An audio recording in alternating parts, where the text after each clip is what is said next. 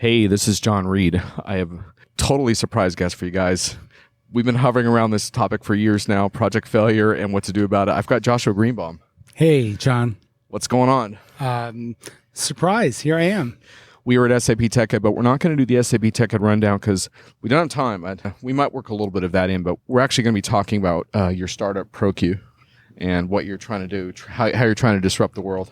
Yes, and it's slowly but surely. Actually, the world is disrupting in our direction. That's rather than we disrupting it, it's disrupting itself, and we're there to hopefully save it. Yeah, and for those of you that don't know, Josh and I have known each other for a long time, but we haven't been friends for a long time, so it's kind of weird. Like, when I first saw Josh around the circuit, I would see him at some SAP shows, and I'd be like, God, this guy's ridiculously well-connected. I hate him. Because at the time, I was just like struggling to like get a media pass. This was in my early days of being on the circuit, and but we just didn't know each other that well. Yeah. It wasn't that we were unfriendly. We just weren't friendly. Yeah. How's that? Is that a good line?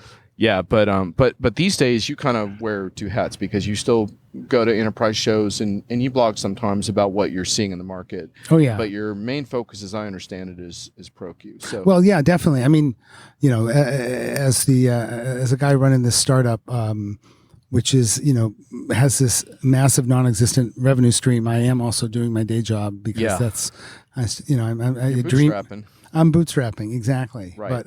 But I have, it's the nice thing about it is that the day job and ProQ really overlap because ProQ really got started from, frankly, a long-standing professional frustration about what happens when projects fail and how does that get reported, and more importantly, how does that get remediated? And to me, the thing that was always irksome when you see these, and you don't see enough of them, but when you see project failure stories, usually you see a headline that says the vendor did it.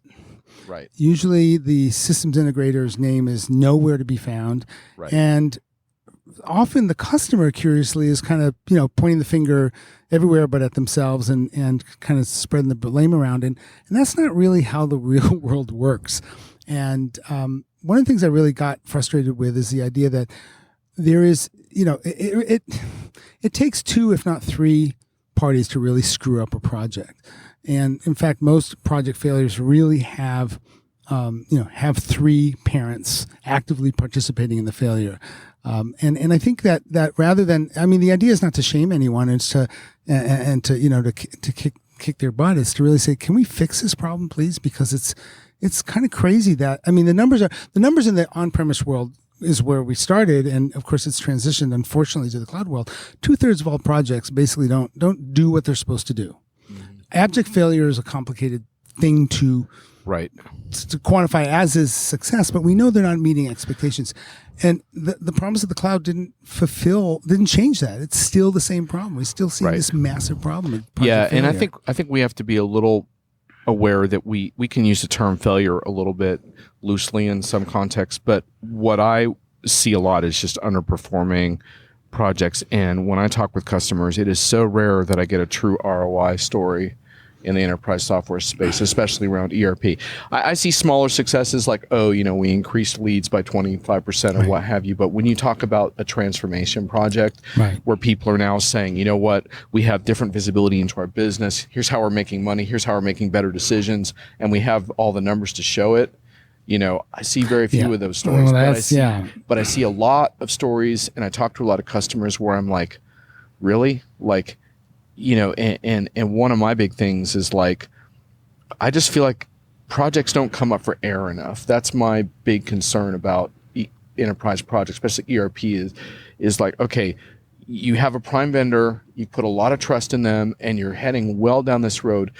Why aren't you getting regular checkups? And what does a checkup look like? To me, that's what, I don't know if that fits in with kind of how you think, but that 100%, to me is because it's like the course corrections and the opportunity to kind of evaluate where you stand is what's important. Absolutely. And I think, and let me just, I want to agree with you 100% on the term failure. I don't really talk about failure when we talk about ProQ.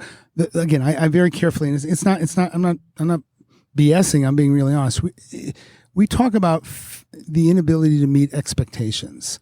that there was a set of expectations for a project, and they're not being met. They're not being met, and those expectations are a complex set of time, budget, and functionality. The transformation you allude to. So it's really not. It's not about abject failure. It's hard to say what failure or abject success is. Right. But this failure to meet expectations is really where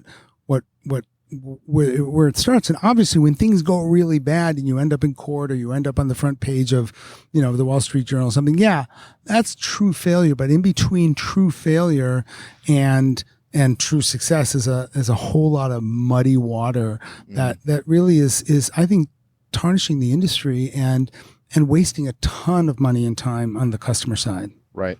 So take us back in time to you had a notion that from your day job, which we call the world of punditry that we're living in, you had a notion that you could make a change here. So how do you do that?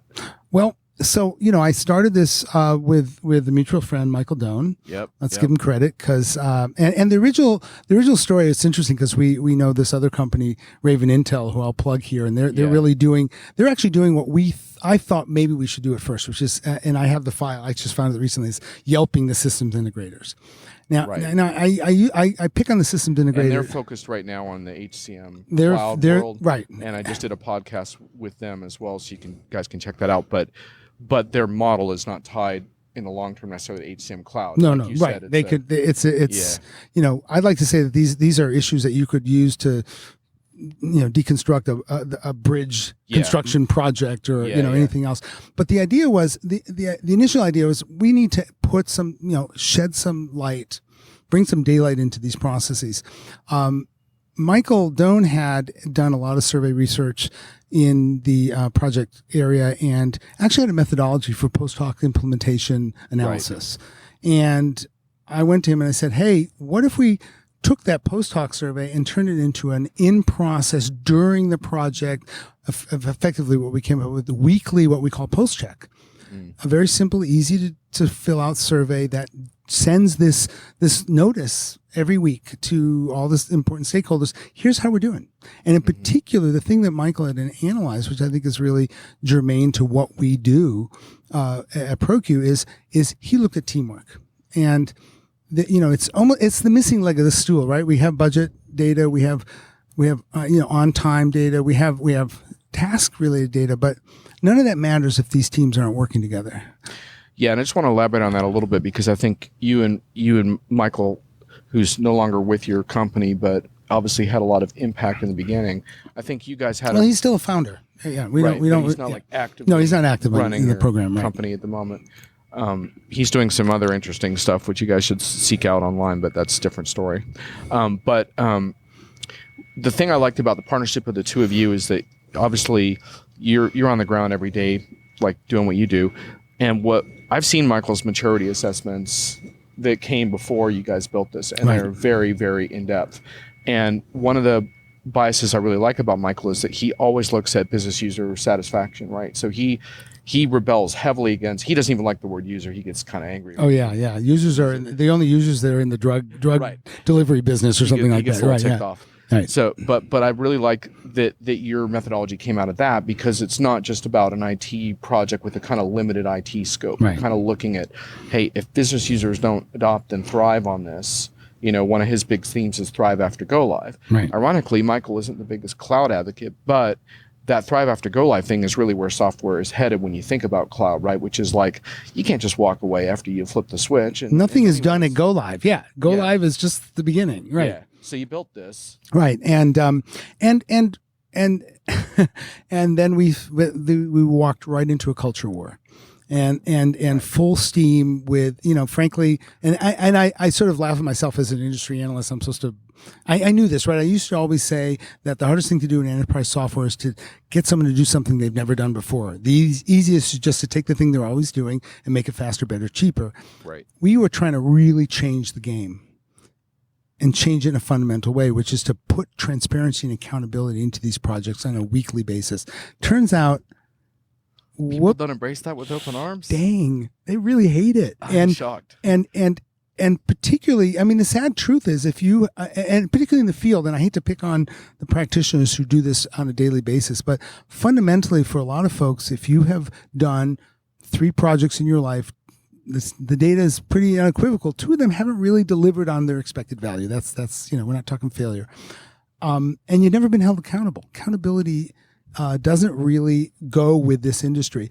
And you can move this up to the top of the food chain where these big global SIs live and breathe. And quite frankly, let's be honest, they're involved in a lot of projects that are not doing that well.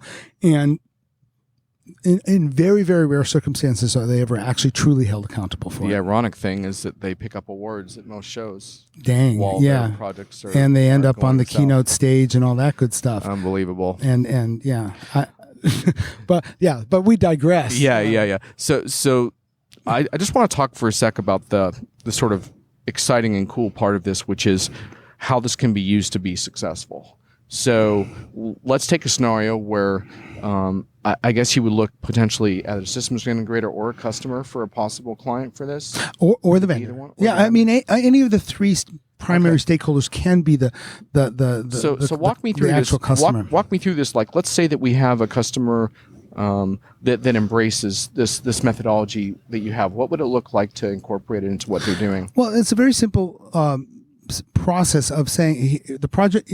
And the truth is, we ideally like to start when the project starts. Right. But teamwork is teamwork. We're only measuring teamwork. So we don't care necessarily where you are in the project because you're still going to have a teamwork problem. But the basic process is very simple. It's a cloud-based tool. So you spend literally 15 minutes setting up ProQ. We need to know who your respondents are. You need a respondent list. And you need to have your viewers. You got to socialize this stuff, right? It can't just be data that you bury someplace.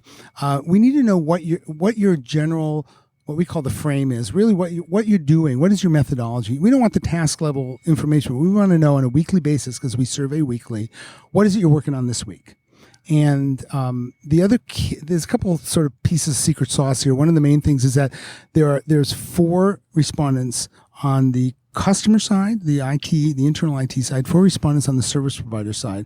If the vendor's involved, we have a triangle. But the idea is that they're responding about the other party. The customer saying, is the service provider coming to the party with the right tools? Do they have the right methodology? Are they doing what I need them to do in order to be successful? And vice versa. And this is the key, because we're all reluctant to hold the customer accountable too. The SI and or the vendor gets to say the same thing.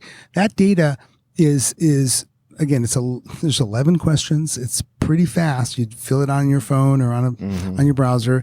It's tabulated, and a weekly report goes out to, again, whoever you've designated. We'd like to think that anyone on the steering committee who's interested, you might. If you're in a public sector environment, you may have, Inspector General or a city council person might want to know how this stuff is going.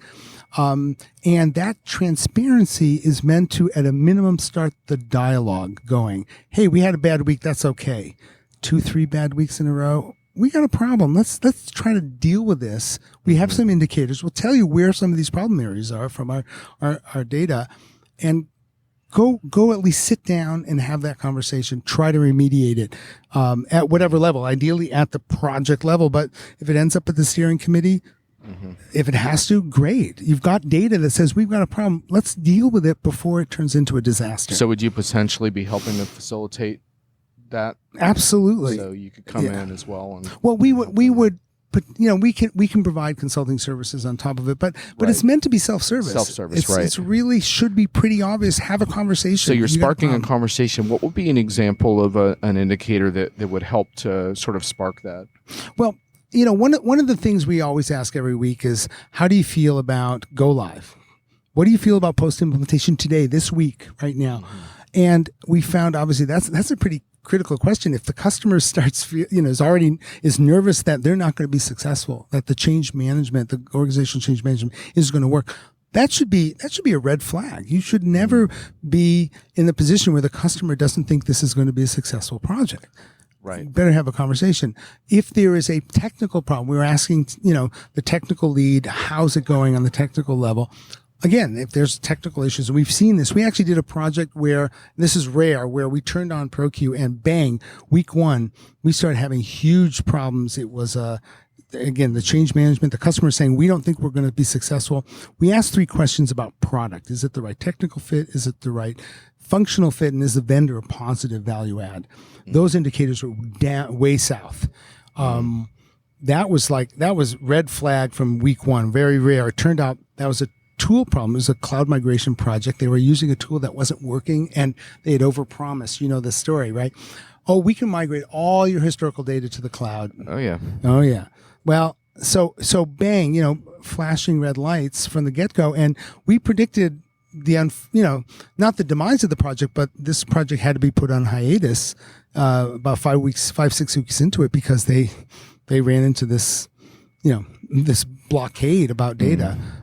They could have probably, figured that out in week 1 because they had our data. Yeah, I think the thing that I would hope to come out of a podcast like this for anyone who's on the fence about this is that I do think that customers are more empowered. I mean, there was this notion that software generally is trending cloud, and by cloud I don't just mean where the software lives. It's a different methodology around implementation that avoids the kinds of customizations that really lock customers in with the vendor, because once you're so heavily customized, it's so difficult to contemplate ever moving. Right. When you look at cloud, you do have to think about re-earning that business every year. And it doesn't remove lock-in, but it does improve choice. And if customers get fed up with, and your business users are not adopting, they will move to something else. And I had a very interesting session with a SaaS vendor I won't name that's somewhat of an industry darling not too long ago. And they were having some surprising sales issues. And their CEO said one of the issues was, we thought we were good with go live, but it turns out that we were kind of taking away the go live team too soon, and that customers wanted us around for another 3 months. Well, it took them a year to figure that out. And in the process, a lot of implementations didn't pan out. Yeah. Didn't pan out. And you lose reference customers, and you lose momentum, and you lose that renewal contract 2 years down the road. I mean, that's what's interesting about the cloud is that in the old days, you could literally book the revenue, right, and walk away and let the systems integrate and the customer duke it out. Now you've got to have a successful implementation in the cloud, because your total value of that contract doesn't get expressed until probably the second renewal, not even the first. 5 years down the road, that's when you're really going to capture. And in fact, if you're doing a good job, you're not just going to renew, you're going to augment, you're going to add on, you're going to have this positive customer experience that's going to generate further revenue. If you screw up the implementation in the cloud, 2 years down the road, what's the customer going to do?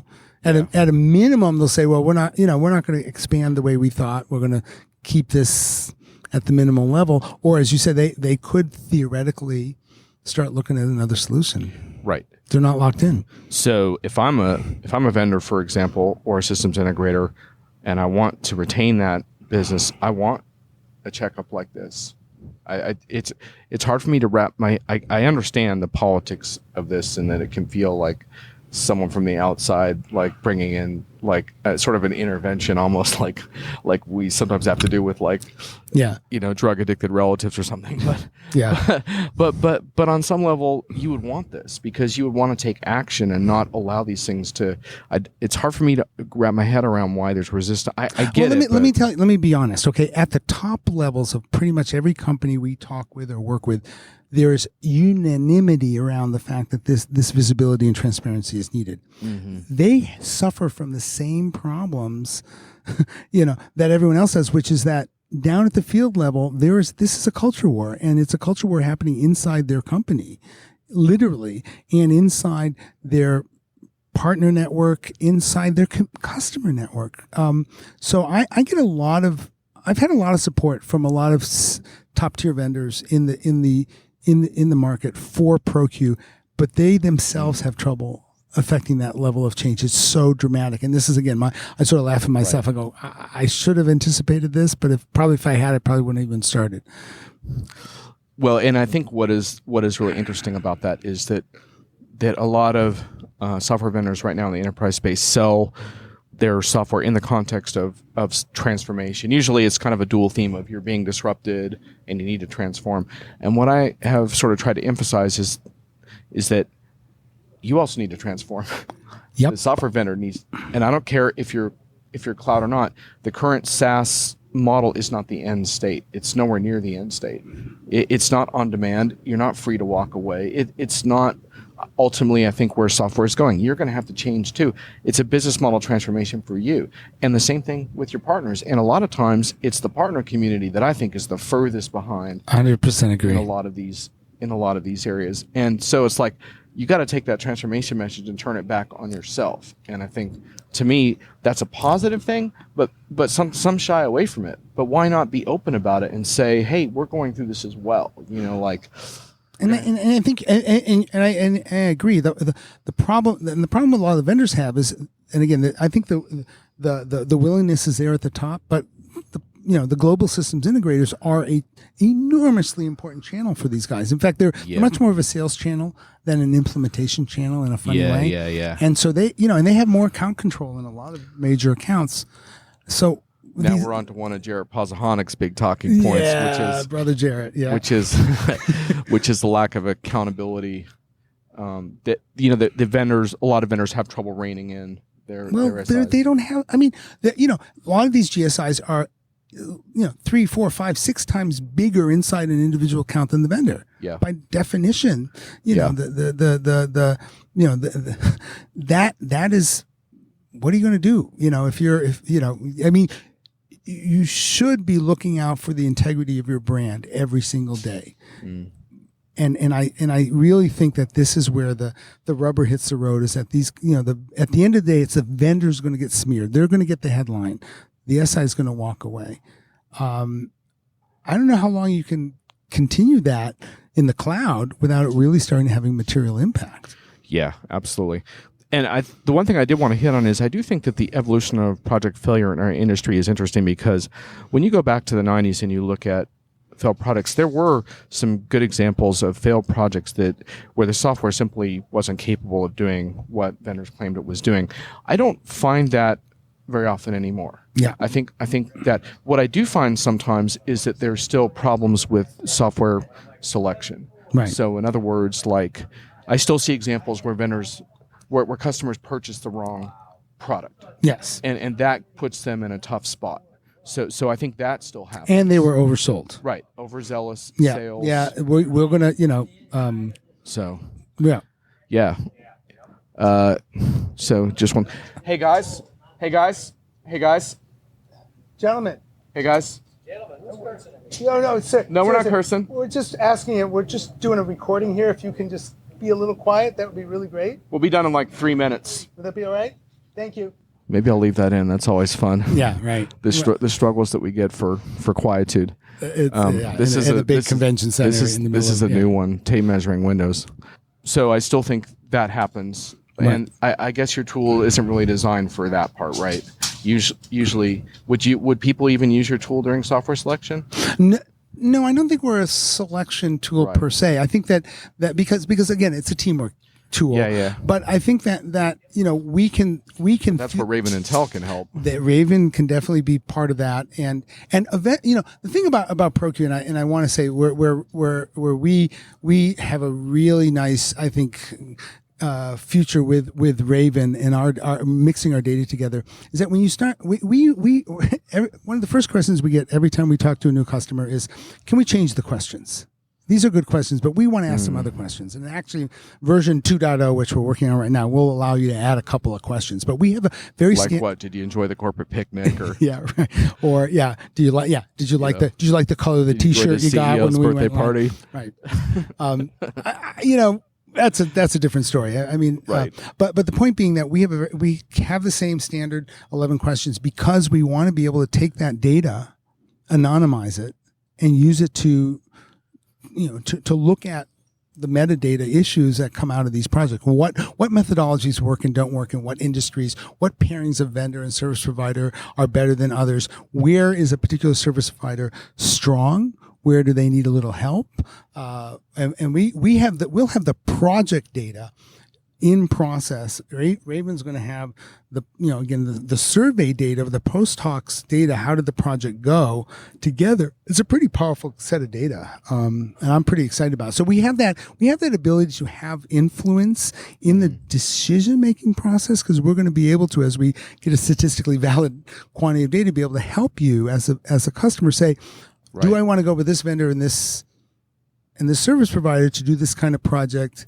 ProQ has this data, Raven's going to have this other data, and together you're going to have an infinitely more intelligent decision than you can make right now. Yeah, which I think is mostly made on the golf course or exactly over dinner somewhere.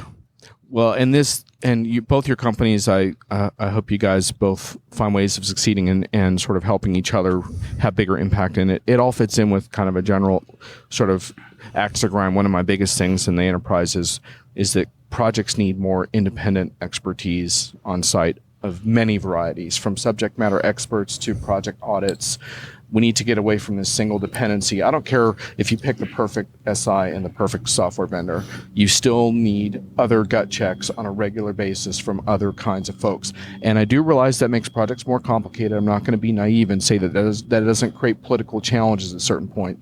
But a political challenge and facilitating that is the right challenge. What I'm realizing now more and more as I do this and watching the pushback and the success as well, is that what we really are failing as an industry to do is laser focusing on customer success as the ultimate challenge. We, unfortunately, too many of the public companies are trying to make the numbers for the quarter, right, and proud of that.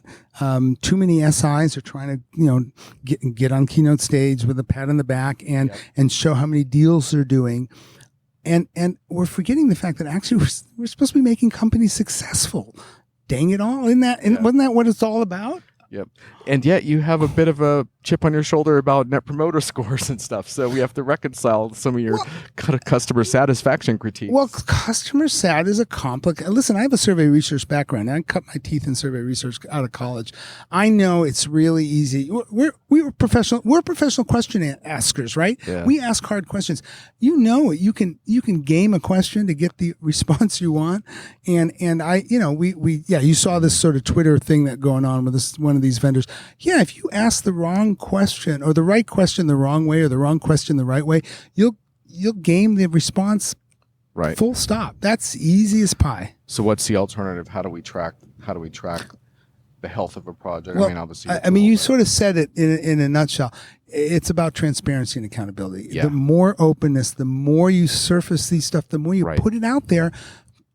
Look, and this is there's a third partner to ProQ. I want to call out Bruce Blitch, who's a former CIO and been CEO of multinational companies. And Bruce always makes the point that, hey, nobody actually shows up, to the job to fail. But right. People don't show up to the job with the tools to succeed necessarily either. And I think that's a big difference. And if you and they don't have the cover, they don't get the cover to blow the whistle when things aren't going well, right. without fear of losing their job. So we got to do something about that as well. Well, I agree, because I think when I look at the customer accountability piece in this, I see two obstacles. One is that folks generally aren't empowered to speak up in a lot of cases. The rank and file on projects that could have an impact are not empowered to do that, and they're scared to do that. And I think that's really unfortunate.